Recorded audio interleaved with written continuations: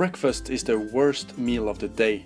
Now this might come as a shock to most people, because there is this big misconception that breakfast is the most important meal of the day. It is not the most important meal, but far from it.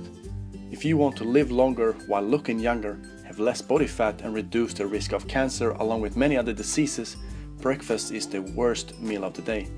Now I will explain what I mean by that, but first... Hey man, are you gonna subscribe to Prime? I'm rolling. I'm a big fan of implementing easy steps to get huge results, and that's exactly what you will get using this approach. It is called intermittent fasting. Research on intermittent fasting started as early as before the Second World War, where they tested it on rats, but it has never really been popularized until very recently. And their research proved that rats increased their lifespan significantly and were less likely to develop cancer. They also found that rats brought up on intermittent fasting grew perfectly and had less body fat than other rats. But why has these impressive discoveries never been endorsed to society earlier? One reason is simply because the media and big corporations doesn't want you to know this. Intermittent fasting doesn't cost a thing, and corporations find it hard to make money from it. If the food industry endorsed intermittent fasting, it might as well run out of business. Researchers began studying the effects of people during the Islamic holy month of Ramadan, where Muslims avoid eating from sunrise till sunset, and once the sun sets they pretty much binge eat. Initially, scientists believed that this shift from eating throughout the day to restricting the window of eating to only a few hours would cause catastrophic health problems. Their prediction was that people would get fat and ill from literally gorging without portion control. However, the results proved the exact opposite. They were losing fat, keeping muscle, reducing the risk of high blood pressure, heart disease and diabetes without any special foods. Tell me another approach that brings this kind of drastic results and is so easy to implement. All you have to do is not eat breakfast. You should know that intermittent fasting is not a diet. You are not gonna restrict your calories. It's not unusual to be lonely. It's not unusual. You will only need to restrict the time you eat throughout the day, typically to 8 hours. It's really that simple. If you eat your last meal around 8 p.m. and skip breakfast the next morning to have your first meal around noon, you have successfully fasted for 16 hours, leaving you with an 8-hour eating window. And within this 8-hour eating window, you should aim for 2 to 3 meals. But what about 6 small meals a day? You gotta keep metabolism high and avoid starvation mode. 6 small meals a day. If you eat 2,000 calories within 6 small meals, compared to eating one huge meal of 2,000 calories, you will still burn the same 2,000 calories. If you keep eating 6 small meals a day, your chances of burning fat reduces because the body will get its energy from glycogen storage and blood sugar, keeping fat reserves intact and unused. Glycogen and blood sugar will become depleted first after 6 to 8 hours without eating, and once you wake up and have breakfast, you will restore that depletion.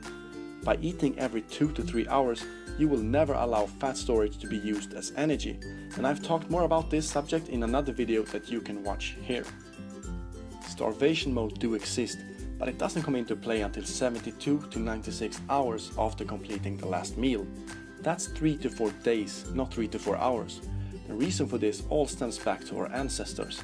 They had to hunt and gather food in order to survive, and it would often take them several days for them to do that.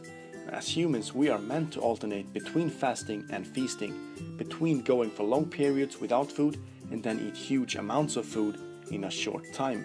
It's only very recently in our long history that humans have access to food all hours around the clock, and it's also one of the reasons so many people are sick and obese.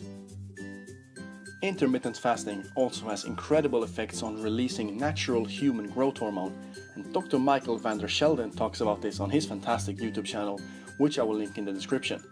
Human growth hormone, also known as the fitness hormone, is responsible for a number of health benefits such as fat loss, muscle growth, longevity, anti-aging, healing, cell repair, amongst others. And we have known for a long time that when we sleep, that's when we release most of our growth hormone. And this is because insulin and human growth hormone are indirectly related, and when insulin is elevated, you cannot release human growth hormone. Insulin is only released after you've had a freshly consumed meal. Now, when you sleep, you haven't consumed a meal for some time, and the insulin drops, making the body release human growth hormone.